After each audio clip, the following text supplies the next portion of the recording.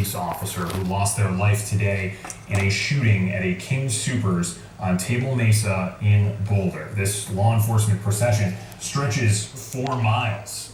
As Air Tracker 7 will eventually pull up, they are slowly leading in this solemn procession that is a tribute and really kind of a tradition when an officer ultimately loses their life in the line of duty. Our law enforcement sources tell our Tony Kovaleski that this officer, this Boulder police officer, may have run back into that King Soopers in a heroic act trying to save lives. After police originally responded to a shooting in the parking lot, that shooter ultimately going inside the King Soopers and continuing to take more life. We have learned from Boulder police that there were multiple casualties here. Law enforcement sources tell us that that number is at least 6. We will continue to follow this story and get any new developments from Boulder police as soon as they become available. Just a few tidbits of information we do want to pass along from Boulder police. The district attorney tells us that the investigation is underway, that crime scene analysts are inside that building. They are now processing evidence, that no numbers about the number of fatalities will be released until families are officially notified. The DA went on to say that a reunification center for family members looking for unaccounted or missing relatives has been established at the CU Event Center, that the CU Police Department is assisting with that effort. Those who have not spoken to police are asked to contact Boulder Police at the number 303-441-3333. And speaking of witnesses, we do want to get you back to that witness who is inside the King Soopers when all of this happened, sending last-minute text messages with a friend, an employee, worried he might not make it out alive. Did you hear one gunshot, multiple gunshots? What did you hear, or was it all a blur? Everything definitely just went by really fast when it happened, but I heard multiple gunshots for sure, and then that's when I knew something was really going on. And so I just dropped what I was doing and just ran to the back of the store and left from like the loading dock area. At first, I mean, we've seen the people playing jokes on other people inside the store. Did you ever at any point think that it was a joke, or did you know it was serious the moment you heard those rounds? I definitely didn't think it was a joke. At first, I heard like a loud bang, so I kind of thought like a shelf fell over or something like that. But then immediately when I heard multiple gunshots, I knew that it was something more than that, and so I just made sure I got out of there safely, and it was a really, truly horrifying experience. Did you hit the ground? Did you immediately run? Did you know where you were going? It was kind of a blur at first, and then once I could see some of the other customers in the grocery store heading towards the back, that's when I really kind of just followed their lead and kind of got out safely. The fact that how did police respond? What did they say when you guys got inside? Did you hear any King Soopers employees giving you guys any tips as to what to do or where to go?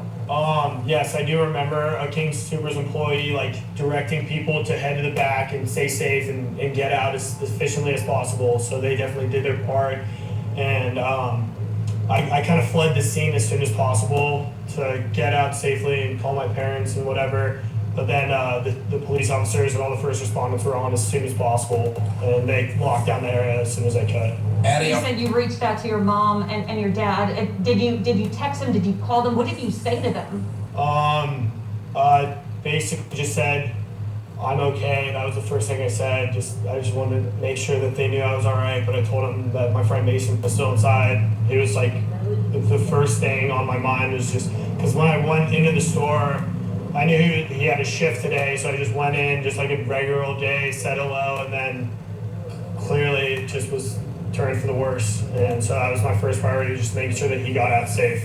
He was actually working today. What did he say to you when you reached out to him? Well, I just walked in. He was just kind of doing his job, just said hello, just because he's my roommate. I didn't really think anything of it, and then I don't know. Give me 1 second. Our anchor Shannon has a question real quick that he'd like to ask you. So I'm gonna. Has he spoken with his roommate Mason since, and what is he being told? Yeah, we were just talking about that, Shannon. You said you did reach out to Mason. He was working today, and he's doing okay, right? Can you give us a little bit more insight as to what he told you he saw? I'm not entirely sure what he saw. He went to like I think a storage room. He was kind of hiding with I think some other customers during the entire time.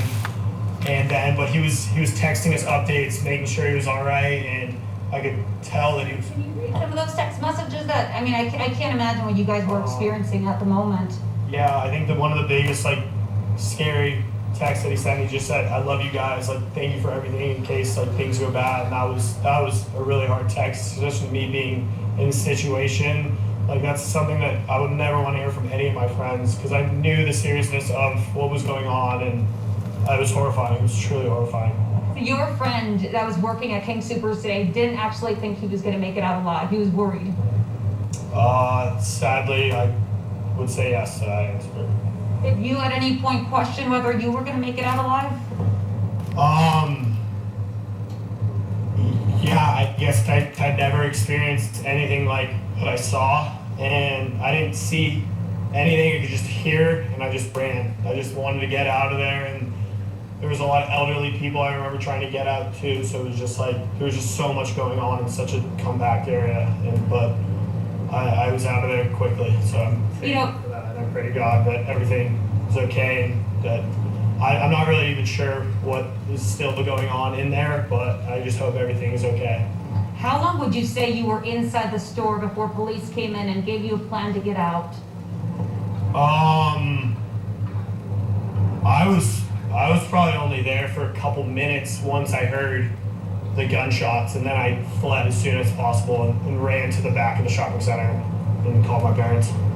What was your parents' response to this? They just said just pray for Mason, and they're thankful that thank God that I'm okay, and just get out of there and stay safe, and the help is on the way. Any chance that if we called Mason, he'd be willing to talk to us about how he's doing? Yeah. These are my roommates as well. We're gonna send it back to you, Shannon, and we're gonna see if we can get a hold of Mason to give us his side of what happened inside while he was inside. Thank you for that. We This appreciate incident happened. You can hear it in his voice, just Absolutely. how scared that young man was. As you can imagine, so many others inside that store, just knowing that someone they loved was inside that store as well.